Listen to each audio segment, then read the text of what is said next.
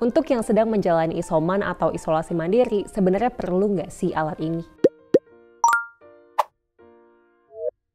Assalamualaikum, halo teman-teman, selamat datang kembali di channel YouTube Fani Utami. Di video kali ini aku akan menjawab pertanyaan sebagian dari teman-teman yang bertanya terkait dengan sebenarnya ketika isoman perlu alat ini atau enggak sih. Alat ini untuk teman-teman yang belum tahu, ini adalah alat pulse oximeter namanya, dan kegunaannya adalah untuk mendeteksi kadar oksigen di tubuh kita secara mudah. Kenapa aku katakan secara mudah? Karena penggunaannya juga sangat mudah. Ini hanya tinggal dimasukkan salah satu jari kalian ke dalam sini, lalu setelah itu alatnya dinyalain terus didiemin beberapa detik sampai nanti keluar angka, dimana angka yang keluar di sini adalah saturasi oksigen dan juga denyut nadi teman-teman, atau heart rate. Nah, angka saturasi oksigen itu yang nanti akan kita lihat sebenarnya oksigen di dalam tubuh kita itu kadarnya normal atau enggak teman-teman. Berdasarkan pengalaman aku sejak awal pandemi sampai hari ini, itu banyak teman-teman yang bingung nih ketika menjalani isolasi mandiri. Kebetulan juga aku ikut memantau secara online ya, melalui telekonsultasi orang-orang yang sedang menjalani isolasi mandiri. Itu banyak juga sebenarnya yang bertanya, perlu nggak sih pulse oximeter untuk memantau kadar oksigen di dalam tubuh orang-orang yang sedang menjalani isolasi mandiri? Nah, jawabannya adalah perlu teman-teman. Kenapa? Karena pulse oximeter itu dapat memberitahu kita kadar oksigen di dalam darah, dan COVID-19 itu dapat menyebabkan happy hypoxia teman-teman, dimana happy hypoxia itu artinya adalah dia itu sebenarnya sedang mengalami penurunan kadar oksigen di dalam tubuhnya karena COVID-19, tapi nggak kelihatan ada sesak nafas. That's why dibilang happy hypoxia. Orangnya kayak terlihat baik-baik aja padahal di dalam tubuhnya itu sedang terjadi penurunan kadar oksigen. Maka dari itu adanya alat pulse oximeter itu bisa sangat-sangat membantu teman-teman yang sedang menjalani isolasi mandiri supaya bisa ikut terpantau tuh kadar oksigennya.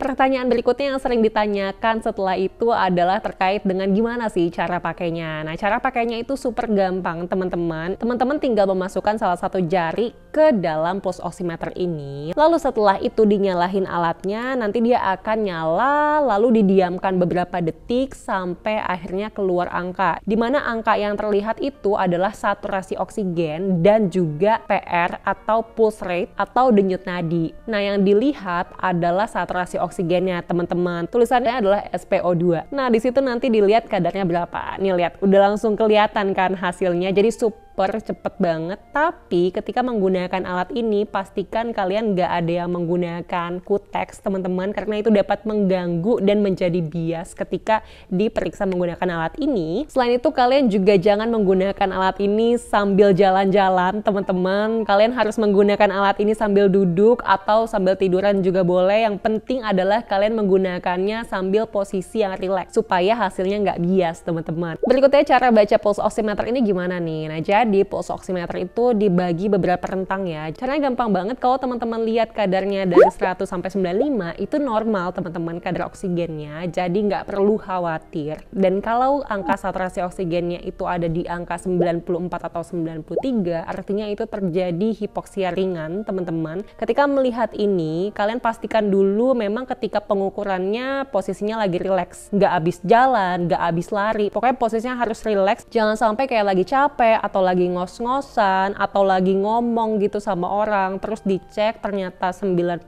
atau 93, itu perlu diulang dulu. Tapi kalau ternyata terus-terusan segitu, untuk teman-teman yang sedang menjalani isoman itu perlu langsung menghubungi vaskes terdekat untuk nanti dievaluasi lebih lanjut. Dan untuk teman-teman yang sedang menjalani isoman tapi ketika dicek pulse oximeternya itu di bawah 92 dan terus-menerus memperlihatkan angka 92 ke bawah, itu sebaiknya langsung datang ke IGD terdekat teman-teman atau ke rumah sakit terdekat, karena itu adalah salah satu indikasi rawat inap berdasarkan pedoman terbaru teman-teman. Pertanyaan berikutnya, ketika lagi isolasi mandiri sebaiknya kapan sih dipantau menggunakan pulse oximeter ini? Jawabannya adalah kalau bisa 2 kali sehari berbarengan dengan ketika teman-teman sedang mengukur suhu tubuh, karena suhu tubuh juga sebaiknya dilakukan minimal 2 kali sehari ya, ketika pagi dan ketika malam. Tapi ada tambahan untuk pulse oximeter, sebaiknya juga diperiksa ketika teman-teman merasa kok napasnya kayak agak nggak enak, napasnya kok kayak agak sesek ya, kok kayaknya napasnya nggak biasa, itu juga bisa langsung dicek menggunakan pulse oximeter yang teman-teman miliki. Pertanyaan berikutnya, kira-kira alat pulse oximeter ini bisa nggak sih mendeteksi COVID-19? Nah, ini juga banyak ternyata yang tanya, tapi jawabannya adalah nggak bisa teman-teman, karena alat pulse oximeter ini bukan untuk mendeteksi penyakitnya, bukan untuk mendeteksi ada atau enggak SARS-CoV-2 di dalam tubuh, bukan untuk mendeteksi berapa kadar virusnya, tapi hanya untuk mendeteksi kira-kira kadar oksigen di dalam tubuhnya itu normal atau enggak. Itu murni hanya mendeteksi kadar oksigen dan juga denyut jantung, teman-teman. Pertanyaan berikutnya yang sering ditanyakan, kira-kira harga alatnya berapa? Terkait harga, kalau aku perhatikan range-nya itu sekitar 100.000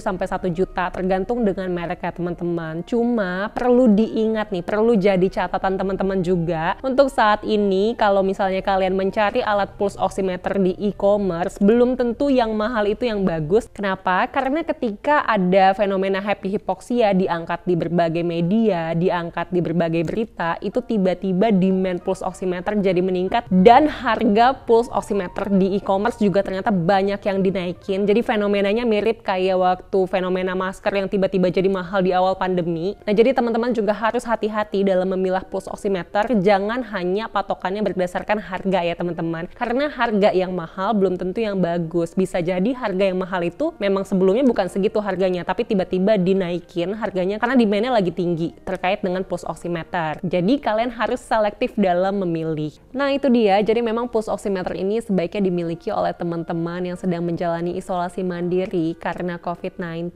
Kalau untuk mereknya terserah merek apa aja teman-teman. Terus belinya di mana, bisa dimanapun, di e-commerce juga ada. Tapi lagi-lagi perlu teliti teman-teman sebelum membeli. Kenapa? Karena harga yang mahal belum tentu bagus nih. Soalnya karena adanya COVID-19 dan ada peningkatan demand terkait pulse oximeter ini, tiba-tiba tuh harganya banyak yang dinaikin sama beberapa seller ya. Jadi memang perlu teliti sebelum membeli. Sekian video kali ini. Kalau teman-teman punya pertanyaan, silahkan tulis di kolom komentar. Semoga video ini berguna dan semoga pandemi ini segera berakhir. Terima kasih sudah menonton. Bye!